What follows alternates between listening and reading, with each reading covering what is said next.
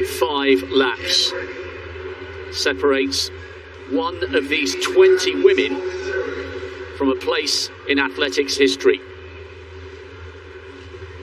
The 10,000 metre final is upon us. The weather is just about perfect. It's overcast, it's cool. There are a huge number of spectators here in Tracktown, USA. Eilish McColgan, following in glorious footsteps. Her mum Liz won this title just over 30 years ago in Tokyo, and Eilish has had the best season of her career.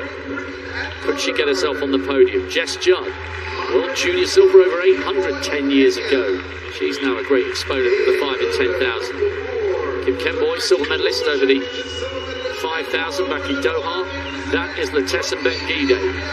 Silver in this event in Doha. Bronze last year. The world record holder. Hasn't got a sprint, but can she run the sting out of the fast finishers like Helena Beery? World champion over the 5,000. But can she do the 10? She's never won a global medal at 10,000 metres. She's done everything else. Seifu of Eritrea, 6th in the world juniors a few years ago. Kip Karui, another one of the Kenyans who represents Kazakhstan. Alicia Monson, 7th in the world indoors this year, alongside Natasha Rogers, NCAA champion. 3 Americans in this one. There's Mulati, 6th fastest in the world this year for Ethiopia. And Carissa Schweitzer, twice an NCAA champion, over 5,000 metres. She won the trials. She's got a PB in the 1,500 of 4 minutes, so she can move if it gets slow and tactical. 2 Ugandans, they're both Commonwealth medalists. Chesang took the gold, Chalanga the bronze. Scott of South Africa, very good distance runner. Looking forward to seeing her. Daniel of Eritrea now. The Olympic champion, the 2nd fastest in history. What kind of form does Sifan Hassan bring to this World Championship? That's a face of concentration. Kushima of Japan. Tei, watch for Tei, sandwiched in between the 2 Japanese athletes, because she ran the 4th fastest time in history over the 5,000 metres. Just a month or so ago, but all the question marks about Sifan Hassan. She's been magnificent in the last few seasons, but they've had a few problems, and her start to the season has been delayed, and typically she's the very last athlete to line up on that bend. The final of the women's 10,000 metres. Sifan Hassan, if all goes to the form book in the early stages, and it does, will go straight to the back. So much to talk about here, Hannah. Eilish McColgan has gone straight to the front, and maybe if you're looking at this from a European and a British and a Japanese perspective, they can't afford for this to be slow. There are too many in this field who can move very, very well if it gets tight and tactical. But the big question mark here, Hannah, we know Letesenbet Gidey's in decent shape. We know we've got the likes of Tai, her compatriot, the 22-year-old, who's in form. We really have no idea where Sifan Hassan is on her kind of own very high standard. That 15:13 in Portland earlier this month doesn't really tell us anything. No, Sifan Hassan, this is common. She's often sat at the back of these major championships, 10,000s and 5,000s, biding her time, moving through the field. She said that 15:13 was a tempo run. When you read some reports and some comments, they say it looks a bit harder than a tempo run. But she's got so much calibre and class that it's hard to bet against her. But I'm so excited to see Great Britain's Eilish McColgan out in the lead. Her mum won this title way back in 1991. And Eilish has just got better with every season. And I'm not surprised to see this. The only major championship medal she's got is a silver at Europeans. I think she's going to pick up so many over the next few years. But she won that medal in Berlin by front running. And it was only Sifan Hassan that could get back past her. But Eilish is building up a real knack of doing this, just getting to the front of the field and saying, all right, I know what shape I'm in. I'm just going to go and run that. There was a 75 first lap. I was perhaps expecting a tiny bit faster. But Eilish can kick. She's got great 1500 metre pace. She's run 4 dead, 401 or so, as has Schweizer that you mentioned behind her. So Eilish can kick, but she would want this to be a really fast-run race. And Japanese aren't shy leading either. Hironaka sat on Eilish's shoulder for nearly 800 metres. Now it is Rika Hironaka of Japan, just moving her way to the fore. She is the 5,000-metre national record holder for Japan. A super accomplished athlete. She's 31:30 this season though, so Hironaka could she be in the form that took her to a 7th place in Tokyo. Great couple of laps at the front here, 74 and a 73. She's moving really well. Strong field out. And I think this is a sensible tactic for the likes of Eilish McColgan and Hironaka, because they know, with the best will in the world, they know that they can't match the quicker finishers behind them if it comes down to a big sprint. Their best chance is to run the sting out of as many of these athletes as possible. That is what Eilish McColgan did when she ran that brilliant time, second fastest in the world this year in Hengelo, 30 minutes and 19 seconds. She was absolutely metronomic, and we're pretty much single file in the early stages of this 10,000 metres with Hironaka and Eilish McColgan on the pacemaking duties. Hassan just in the middle of that group, but it's crazy really. The two leaders are looking comfortable in these early stages, and McColgan is in fantastic form this year. She's had 6 races and won 4 of them. But talking about Hassan, how do you try and construct a way to beating somebody who in Doha won the 10,000 and the 1,500 metres? That is an unprecedented range. Hassan she really burst into the scene in Doha. She was running fantastically well a few years before that, but that range to win the 1,500 and the 10,000, she ran 3:59 for the final 1,500 of the 10,000 metres. And that's no messing about, and I think that's why these athletes have had to change their tactics. They've had to think, I have to try and run the sting out of the likes of Sifan Hassan. And she's sitting way back in that pack at the moment, just chilling out. Great stuff early on by Hironaka. Now, Fidek has seen his compatriot launch a big throw. What can he do in response here? Throw from Pavel Fidek. He's chasing that lead of Wojciech Nowicki, 18 metres and 7 centimetres. Pavel Fidek takes the lead, 80 metres 50. Imagine if this man wins his 5th consecutive world title. Talking about impressive performances, Sifan Hassan, certainly someone that's delivered time and time again on the world stage, but I wonder if she's at all aware of the history of Pavel Fidek, who's just trying to make to her inside, moving their way past the hammer cage. Now Hironaka looks very comfortable out in the lead. I do love the attitude and the application of the Japanese athletes through these rounds. No rounds here in the 3,000 metres, but you often see them in the 1,500 and the 5k just kind of sticking to task and making it a fast race. Hironaka trying to get herself another top 8 global finish to back up her 7th place from that home Olympics last year. Interesting to see the 3 Ethiopians running very, very close together. That's the view of Hironaka, top 8 last year. I just get the feeling it's slowed a fraction here. They've bunched up once again, and that's the thing. If you go to the front with a field this good behind you, you've got to have the courage of your convictions. 6:08 at 2,000 metres. So it's a decent pace. What are they? They're around about 30:50. That's really nice running from Hironaka. I think Eilish would be very relieved. She would have perhaps had to do this herself if she had wanted a decent pace, but that's going to really help. And Helena Beery, she's won 5k titles here, trying to win a 10k title. Henriksen of Norway, he's not won any of these major championships yet because he's got to deal with the likes of Nowicki and Fidek, but that looked good. Was it a valid throw? Because that looked long.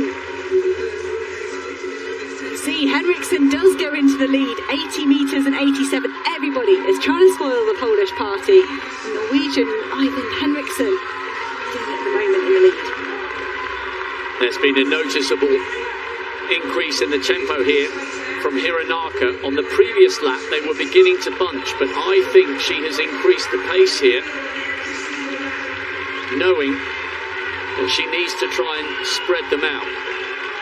As Hannah mentioned, Obiri looking very comfortable in third place.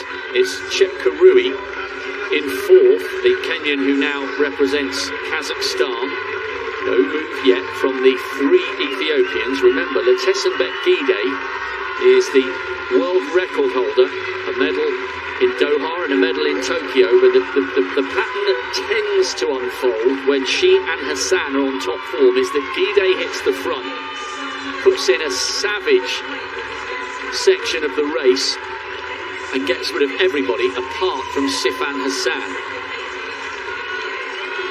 There is Gidey, our directors and camera crew doing a great job here. Gidey, one of the favourites here, but can she, towards the middle or back end of this race, try and change the tactics? And is this one of her best chances to beat Sifan Hassan?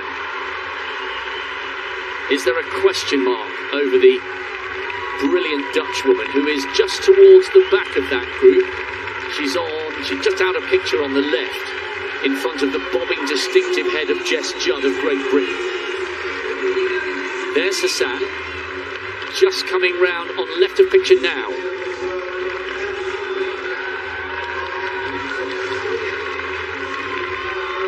Hironaka is moving at a decent pace, but for me, Letesenbet Gidey, I feel like she's got to go soon with that 62.52 half marathon world record. Her strength is unrivaled in this field. She's not looked untouchable by any sort of stretch of the imagination this track season. You kind of get the feeling when you've got that in your locker, surely you want to push on early doors. And I don't have the patience for 10,000 metres. That's probably why I never raced it. I wouldn't be able to hold my nerve. Because for Gidey, I'd say if Hassan's off the pace, you win now and you've got a jump on her. That's it. She can't close a gap if you drop the hammer and you start running 70s, 71s. I wouldn't expect Hassan to be able to close that gap, but it is still early stages in this 10,000 metres. I do agree, though. I think if there's Gidey in the middle. She's having a conversation with her teammate there, looking over her shoulder, just deciding who is going to take that on. They're still talking. Gidey in a roundabout fifth or sixth. We'll come back to this momentarily, back to this fascinating hammer final. Third round of the men's hammer throw. Nowitzki had the lead briefly to relinquish it to Fidek and to Ivan Henriksson, but that looked like a great third round effort for the Olympic champion. Nowitzki doesn't give much away on his emotion, but look at that, into the lead, 81 metres and 3 centimetres.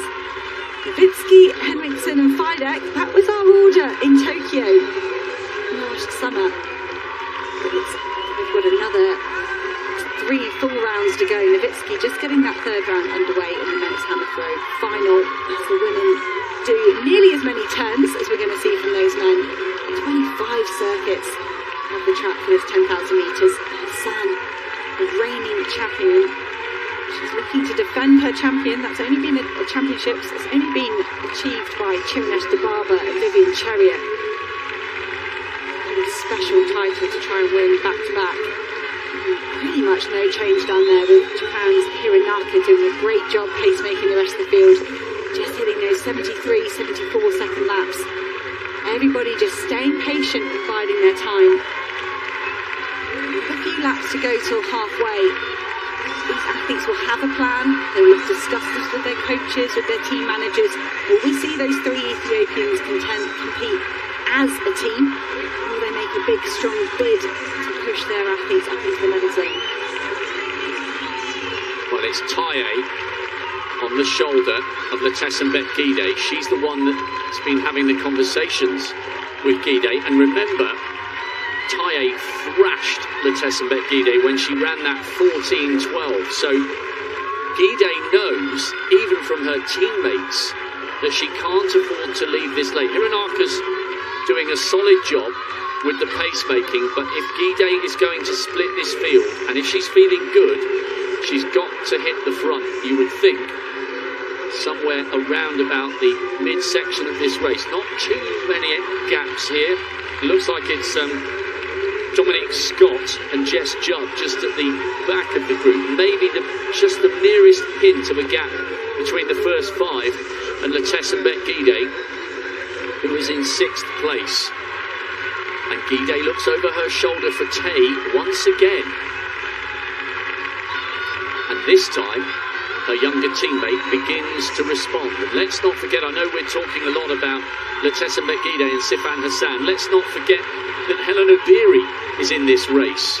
What a magnificent run she produced in Aarhus in Denmark to take the World Cross Country title. And I think, if I remember rightly, in so doing, she became the first woman to win titles on every surface. World titles on every surface. An incredible record for somebody who's been around a long time, but can she do it over 10,000 metres? What sort of form has Sifan Hassan got? We still don't have an answer. She's 2/3 of the way back down the field. Not interested in what's going on at the front whatsoever. But Helen Obiri is. She's in 3rd, just behind, or 4th now, as the Kazakhstan athlete, Chip Karui, comes past her. Obiri just looking comfortable on the inside as they edge towards the halfway stage.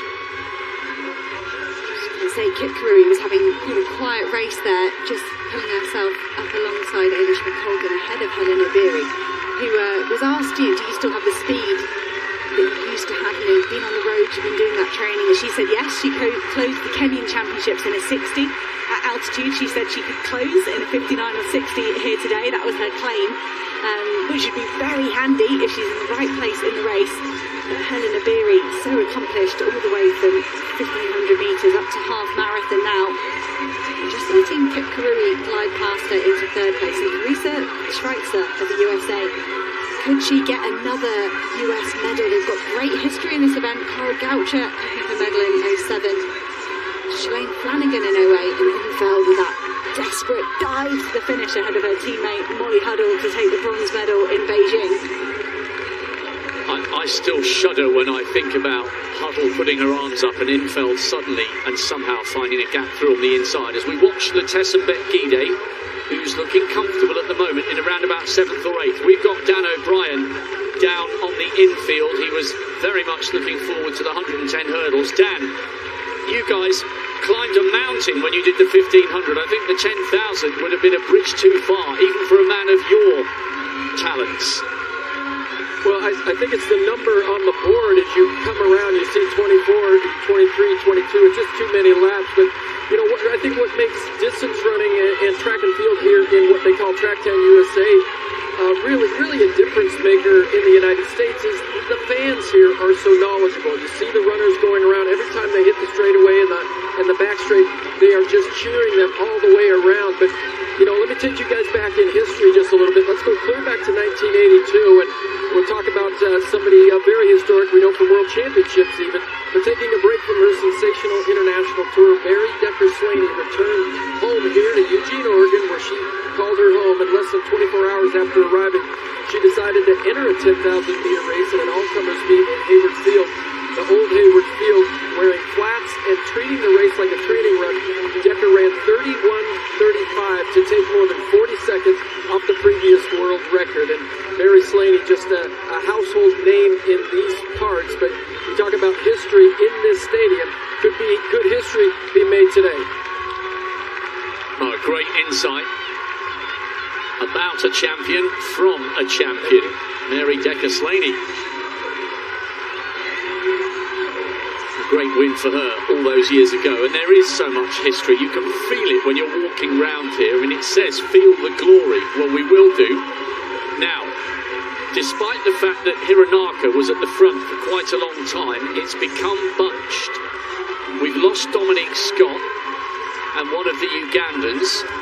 Eilish McColgan now leading, but this feels, now that we're into the second half of the race, someone's got to make a move. This feels like an uncomfortable position from which to lead, doesn't it, Hannah? Because it's not as if at the moment she's only got 5 or 6 hanging on. This feels like she's leading, but with 3/4 of the field queuing up behind her. Eilish took a great guns-to-tape victory at Hengelo with that 30-19, but she was on her own, and you're right, Rob.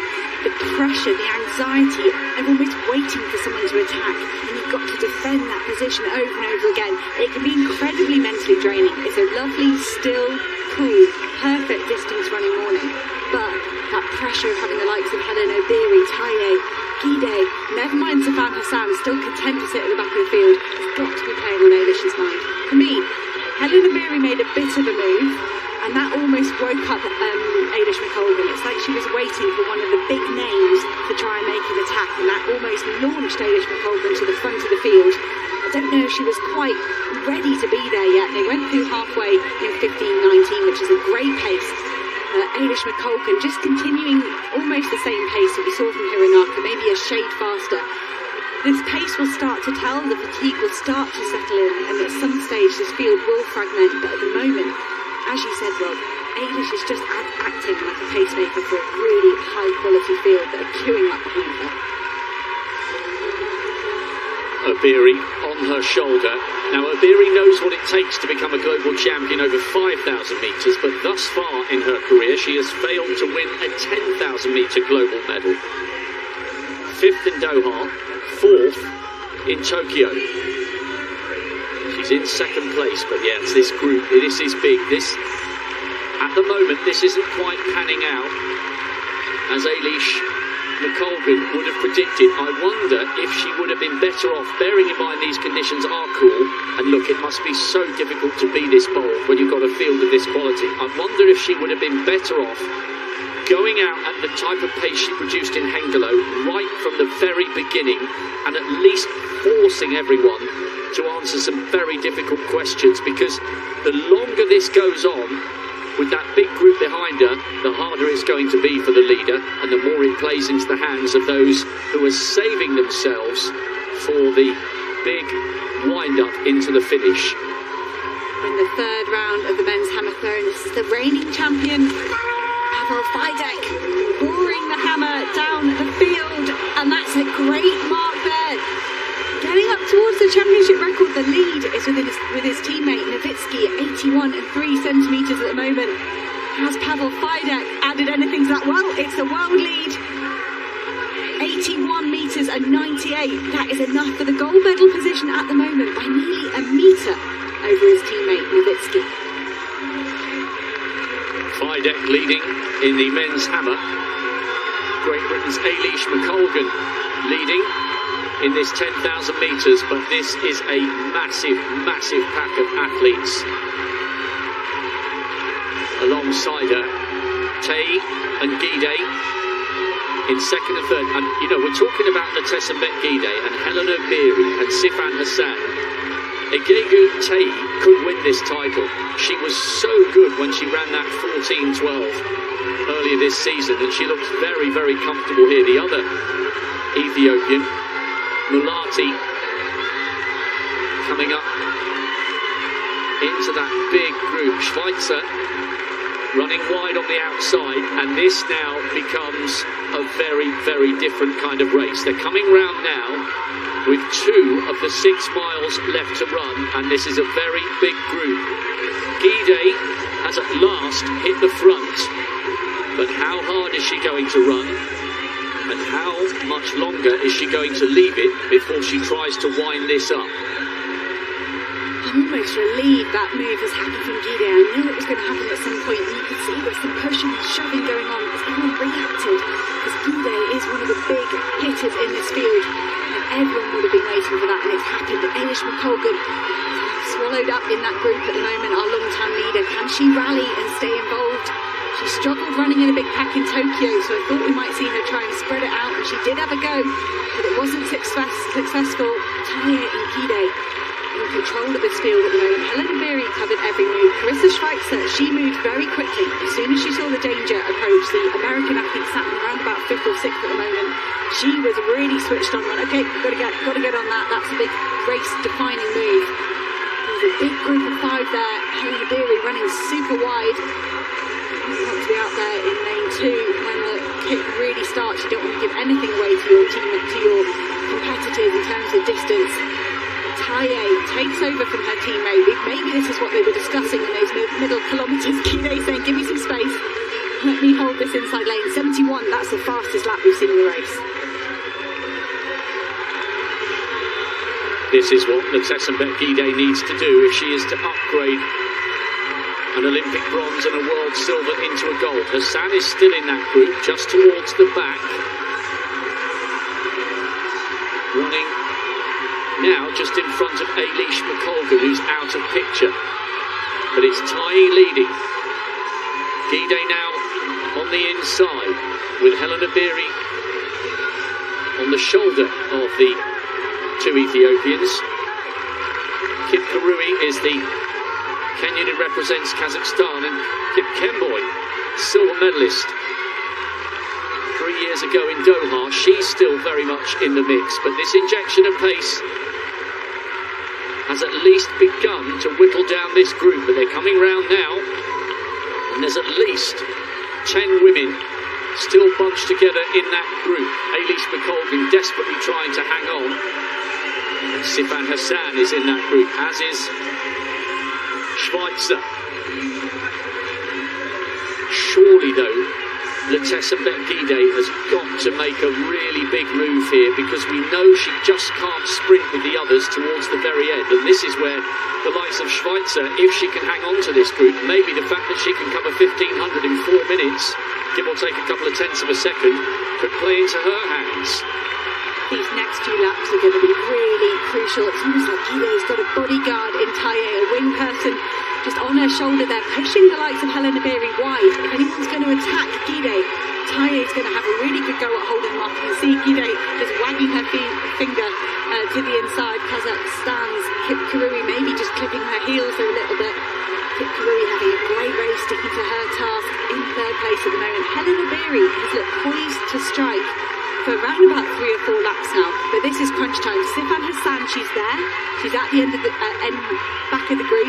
She's not done anything yet, but see just there, she can see there's a potential danger. She gets stuck behind Schweitzer, and that group, that back gap opens up to the group, and she loses them. That can be problematic. So Sifan Hassan, the reigning champion, making positive but quiet moves at the back of the group. Gidey just had a little look round there just to see where everybody was. Taye though, I just wonder whether this 22-year-old could seize the moment and the opportunity and join an illustrious list of women to have won this title, including the mercurial Tirunesh Tababa, the only woman thus far to successfully defend this crown, winning in 2005 and 2007. And the Ethiopians in the crowd are beginning to get excited. There are 3 of them still in this group, but Sifan Hassan is still there, and so too are both of the Kenyans. It's not just Helena Beery, Margaret Kipkemboi just behind her teammate. Hassan is in touch with this group, and the other Ethiopian still very much in this as well. 6th fastest in the world this year, Mulati.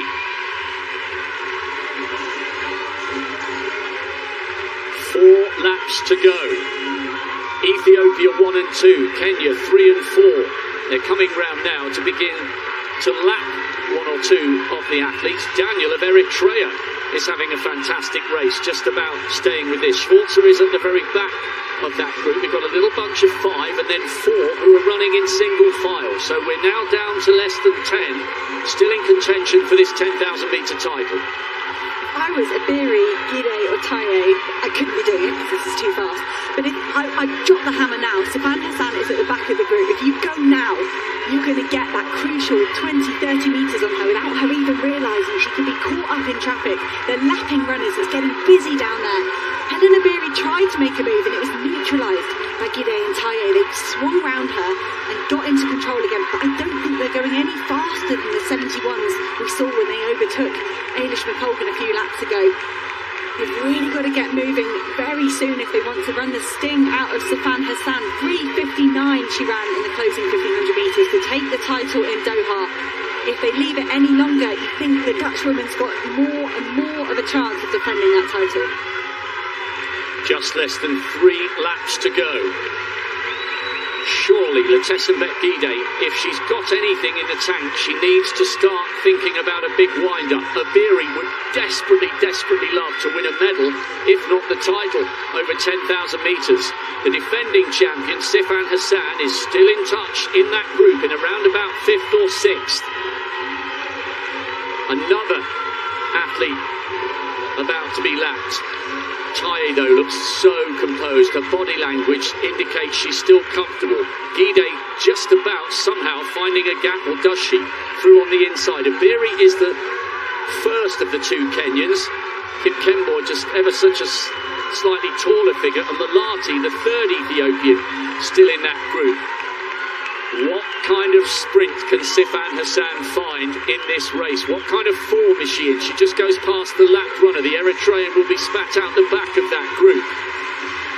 Oh, this is starting to get so exciting. The Ethiopian flags just in front of me above the finish line are beginning to really wave and get interested here. 3 Ethiopians still in that group. Schweitzer hanging on at the back, the crowd on the far straight getting excited about the presence of the American. We are witnessing some of the all-time great female 10,000 metre runners. Letesenbet Gidey is the world record holder. Twice she's been on the podium in the last 2 global editions of 10,000 metre races. Silver in Doha, bronze in Tokyo. Both times it was Hassan who took the title. What can the Dutch woman produce here? Because we have around about 550 metres to go. This is getting super tense. The previous lap was 70 seconds. That was the fastest we've seen. Helen Abiri claimed she could drop a sub 60, and she's getting herself in position to do just that. Gidey lifts her pace ever so slightly, but could Sifan Hassan, all the trouble she's had this year, a long recovery mentally and physically from the Olympic Games, followed by a calf strain, it's all to fight for as they hit the bell. Gidey from Abiri. Inside the last 400 metres in the women's 10,000, Letesenbet Gidey striking out for glory, but Hassan is tracking the leading quartet. The noise is huge down the back straight. Gidey, Bataille's on her shoulder.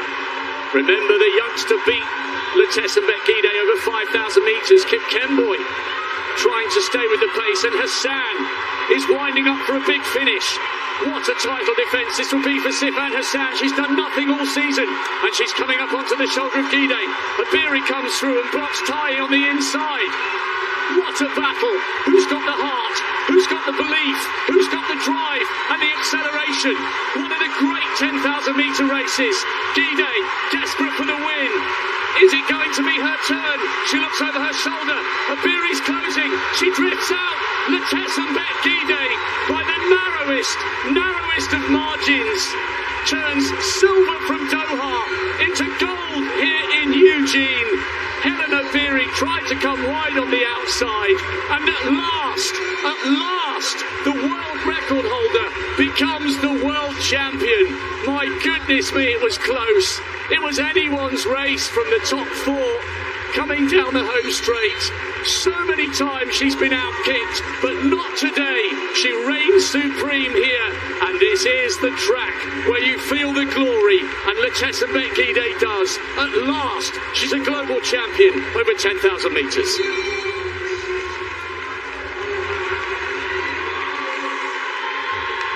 Letesenbet Gidey was so patient throughout that race. Great run as well from Taye, her teammate, sacrificing out of the medals in the closing stages. But Gidey, there was a lot going on, and I was confused. Why wasn't she trying to make a medal-winning move? And that to me says she's been sitting at home doing her speed work, because we knew she had the strength. She's so phenomenal over half marathon. She's got that world record in the 10,000 metres of the track. But Gidey just trusted in her sprint finish there, and she outkicked some phenomenal kickers. What a turn up from Helen Abiri, picking up her first 10,000 metre global medal. Walked away from the track supposedly after being out of the medals in Tokyo last year. Said, I'm done with the track, I'm retiring from that. But there she is, back from retirement, picking up a silver medal. But it is Gidey's day, and that was a phenomenally well executed race. Wow.